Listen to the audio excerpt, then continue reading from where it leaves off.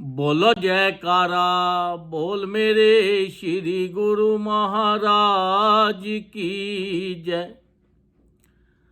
सौभाग्यशाली प्रेमी गुरुमुखो, आप कितने खुश नसीब हो कि देखो आज आपने श्री गुरु महाराज जी की आप पे सब पे कितनी अपार कृपा है कि आज महात्मा जी ने कितना अच्छा आपको सत्संग सुनाया।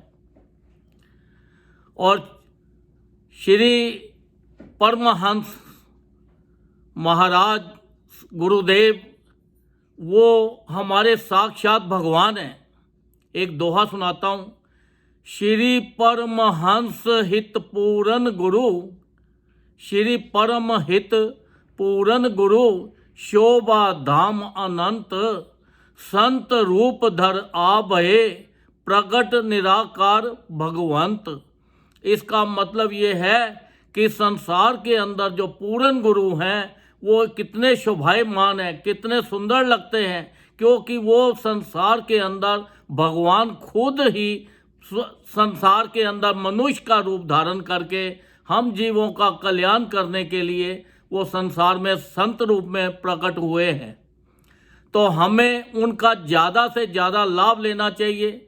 ये मनुष्य जो मिला है, चोला जो मिला है, बड़ी मुश्किल से मिला है और ये इसको ऐसे ही बेकार मत करो। संत महापुरुष फरमाते हैं, आज का काम कल पे मत छोड़, कल का काम फिर करना है। वो कहते हैं जो कल करे सो आज कर, जो आज कर वो अभी कर, क्योंकि ये जो श्वास है मालूम नहीं एक आया है दूसरा आएगा या नहीं आएगा। तो इसलिए श्वासों की जो कीमत है, अगर तीनों लोगों की कीमत डाल दें तो वो भी कम है एक श्वास के आगे। क्योंकि ये जो श्वास इतने कीमती हैं कि एक श्वास अगर तीनों लोगों को बेचकर उनकी कीमत डालकर बोलें कि एक श्वास मिल जाए तो ये श्वास नहीं मिलता। तो इसलिए ये श्वासों को हमें ज़्यादा से ज़्यादा फ़ायदा लेना है, लाभ लेना है, इससे ज़्यादा से ज़्यादा भजन करना है। चलते फिरते उठते बैठते हर वक्त भजन करना है।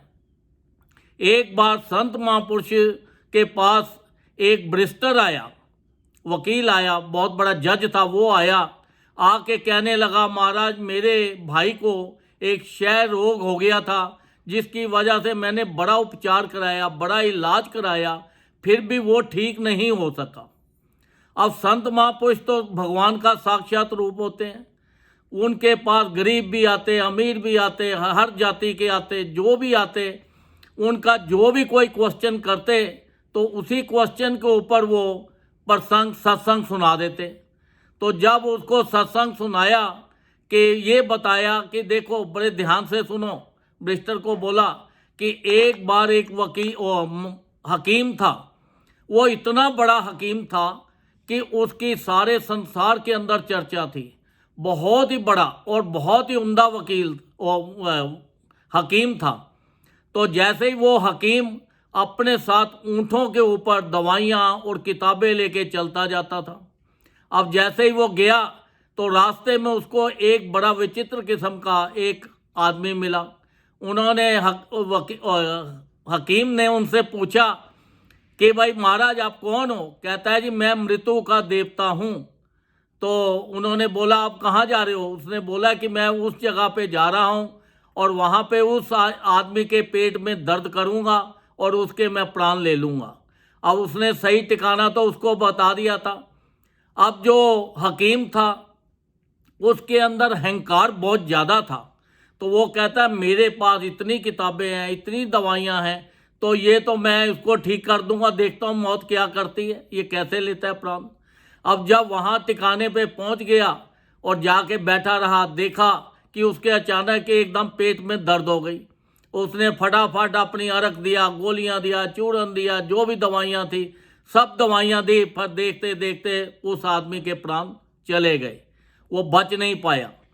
फिर उसके मन में वो सोचने लगा हकीम, जब मैं इस दवाइयों से किसी को बचा ही नहीं सकता तो मैं इस दवाइयों का क्या करूँगा? चलो जाके इसको दरिया में, ये किताबें भी और दवाइयाँ भी सब फेंक देते हैं। जब वो दरिया की तरफ चला गया, जाके फेंकने की तैयारी करने लगा, फिर एक विचित्र इंसान पैदा हुआ। उसने पूछा भाई तुम कौन हो? वो कहने लगा नादान, ये दवाइयाँ और किताबें मत फेंक। तो उन्होंने बोला भाई क्या बात है? उन्होंने बोला कि इसको ये दवाइयाँ काम नहीं करती, मैंने ऐसे बहुत कोशिश की पर मैं बचा नहीं सका। तब वो मृत्यु के देवता ने बोला कि जिसका जो टाइम आया होता है उसके आगे ये दवाइयाँ या दुआ या कोई भी चीज़ काम नहीं करती।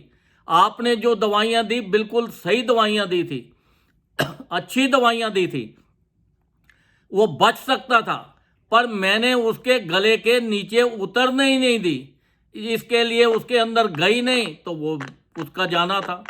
तो ये देख लो कि जिसने ये संसार में हम आए हैं तो यहाँ जो भी चीज़ है इसने किसी भी जीव ने रहना नहीं है। आप ये सोच लो कि हम यहाँ पे एज ए टूरिस्ट आए हैं और हमें अपना इस दुनिया का आनंद लेना है, इसके अंदर दुख नहीं भोगना। आनंद तभी मिलेगा जब हम भजन करेंगे, ज़्यादा से ज़्यादा भजन करेंगे। जितना ज़्यादा भजन करेंगे उतनी ज़्यादा हमें खुशियाँ मिलेंगी संसार की। हमारे देखो श्री गुरु महाराज जी ने हमारे लिए 5 नियम बना दिए। श्री आरती, पूजा, सत्संग, सेवा, सिमरन और ध्यान, जो श्रद्धा सहित करे निश्चय हो कल्याण। उसके अंदर भी एक उन्होंने बोला है विश्वास के साथ। अब कई लोग बोलते हैं कि देखो जी हम भजन तो बहुत करते हैं पर हमारी बीमारी ठीक नहीं होती, हम तंदुरुस्त नहीं रहते, हम गरीबी हमारी नहीं जाती। अब उनका जब ध्यान करते हैं तो उनके विचार तो कहीं और होते हैं, तो उनका कैसे इलाज होगा? अगर आपको दवाई दी जाए, डॉक्टर दवाई दे और वो दवाई को आप अपने सराहने रख दो, अभी खा लेंगे, अभी खा लेंगे, अभी खा लेंगे, तो उससे ठीक कैसे होंगे आप? तो दवाई खाएंगे तो आप ठीक होंगे ना। तो इसलिए जो हमारे श्री गुरु महाराज जी ने 5 नियम बना के दिए हैं, हमें ये सत्संग, आरती, पूजा, हमें ज़्यादा से ज़्यादा सिमरन करना चाहिए। जब ये सिमरन करते हैं तो हमें एक दिव्य शक्ति मिलती है। और गुरु महाराज जी ने जो ये नाम दिया है, ये नाम नहीं, ये साक्षात गुरु महाराज जी हमारे साथ है। ये नाम जो है हर वक्त भगवान हमारे साथ है। तो हम जितना ज़्यादा नाम जपेंगे हमारे शारीरिक सारे रोग दूर हो जाएंगे। हमें हमारे ये संसार के अंदर गरीबी नहीं आएगी, हमें संसार के सुख सारे अपने आप ही मिलते जाएंगे। क्योंकि हम तो संसारी चीज़ों में पड़ गए हैं। अब संसारी चीज़ों में पड़ गया तो हमें कहाँ से सुख मिलेगा? सुख की चीज़ तो हमने छोड़ दी, तो हम दुख की चीज़ों के पीछे पड़े हैं। हमारा मकान बन जाए, हमारी शादी हो जाए, हमारा परिवार बढ़ जाए, हमें पैसा मिल जाए, बिजनेस चल जाए, तो ये चीज़ों में सुख नहीं है। ये चीज़ें तो आपको ऑटोमेटिक अपने आप ही मिल जाएंगी। ज़्यादा से ज़्यादा जितना भजन करोगे उतना ही आपको इसका आनंद मिलेगा। एक बार भगवान शंकर और पार्वती आपस में दोनों बैठे हुए थे, तो पार्वती कहने लगी, भगवान शंकर जी को कहने लगी कि देखो सारी दुनिया मुझे चाहती है। भगवान ने कहा नहीं, सिर्फ मैं तुझे चाहता हूँ और तुझे कोई नहीं चाहता। आपस में देखो जिद होती है, जिद लग गई। अगर बच्चा जिद कर दे तो उसको आप रोक नहीं सकते, औरत जिद कर दे तो उसको आप नहीं रोक सकते, अगर बादशाह राजा जिद कर ले तो उसको भी नहीं रोक सकते। तो चलो जी, फिर भगवान शंकर और पार्वती दोनों संसार के अंदर आ गए। जब संसार में आए तो पार्वती ने बोला हाँ जी देखना है? वो कहते हैं देख लो। वो बड़ी खूबसूरत 18-20 साल की कन्या बन गई। उसने एक बड़े खूबसूरत आदमी से आंख मिलाई, जैसे उसको देखा तो भगवान ने अपनी ताकत खींच ली, वो मर गया। उसके बाद दूसरे के साथ की, फिर वो भी मर गया। तीसरे के साथ की, वो भी मर गया। तो भगवान ने, सब लोग उसको वट्टे मारने शुरू हो गए, तो वो उसको बहुत परेशान होके भगवान के चरणों में आ गई। तो भगवान ने बोला भाई तुझे तो दुनिया चाहती थी, अब क्या बात है?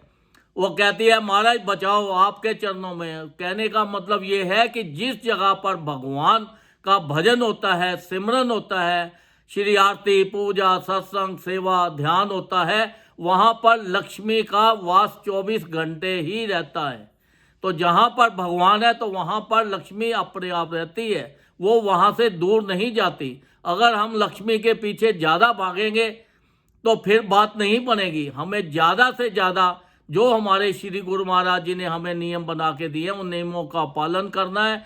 और उनके हुक्म में चलना है। और ये शरीर के से ज़्यादा इससे सेवा करनी है। सत्संग में जगह जगह के आश्रम स्थान बनाए हैं, वहाँ पे सत्संग आश्रम में जाना है। हमें तन से, मन से, धन से, हर तरह से निष्भाव होके करनी है। हमें अपने मन में अहंकार नहीं लाना। अगर हमारे मन में अहंकार आ गया कि देखो हमने तो इतनी सेवा कर दी तन से, हमने इतनी सेवा कर दी धन से, तो ये बात नहीं बनेगी। वो आपकी सेवा सब व्यस्त हो जाएगी, बेकार हो जाएगी। तो हमें अपनी सेवा को कामयाब बनाने के लिए, अपनी भक्ति को इकट्ठा करने के लिए, अपने भक्ति धन है ये हमारे परलोक में हमारे साथ जाएगा। जो यहाँ का पैसा है ये हमारे साथ जाने वाला नहीं है। तो इसलिए ज़्यादा से ज़्यादा ये तभी इकट्ठा होगा जब आप निष्काम निष्भाव से आप इसकी सेवा करोगे। हमें सबके लिए अच्छा सोचना है, अच्छा करना है, किसी के लिए भी बुरा नहीं सोचना। अगर हम बुरा सोचते हैं तो हमारी भक्ति खराब होती है। तो हमें सबसे अच्छी तरह से, जितने नम्र भाव से, एकदम अहंकार को, काम को, सब चीज़ों को त्याग कर देना है। बस हर इंसान के अंदर ये देखो कि हर इंसान के अंदर भगवान का रूप देखो, तो भजन करो। तो आप लोगों के गुरुमुखों के ऊपर तो आप बड़ी अपार कृपा है। आप तो संसार के अंदर विरले लोग हो। आप तो बहुत कम ऐसे लोग हैं जिनके ऊपर भगवान की इतनी अपार कृपा है और भगवान के चरणों में लगे हुए हो। जो भी इंसान भजन करता है, भगवान को याद करता है, उसके ऊपर उनकी कृपा बनी रहती है। उनका लोक और उनका परलोक दोनों सुखी रहते हैं। तो ज़्यादा से ज़्यादा भजन करो, ध्यान करो, आरती पूजा वे करो, ताकि अपना जितना से ज़्यादा आप भजन करोगे तो उतना आपको सांसारिक सुख भी मिलेंगे, आपका लोक भी सुखी हो जाएगा और परलोक भी सुखी हो जाएगा। एक बात को मत भूलना, क्योंकि ये मनुष्य चोला बड़ी मुश्किल से मिला है। हमारे स्वास्थ्य बहुत कीमती हैं, इसको खराब मत करो। इधर उधर की किसी की चुगली, चिंता, ये वो टेंशन में मत पड़ो। बस ज़्यादा से ज़्यादा अगर करना है तो भजन के ऊपर आप ध्यान दो, ताकि आपका लोक और परलोक सुखी हो जाए। बोलो जयकारा, बोल मेरे श्री गुरु महाराज की जय।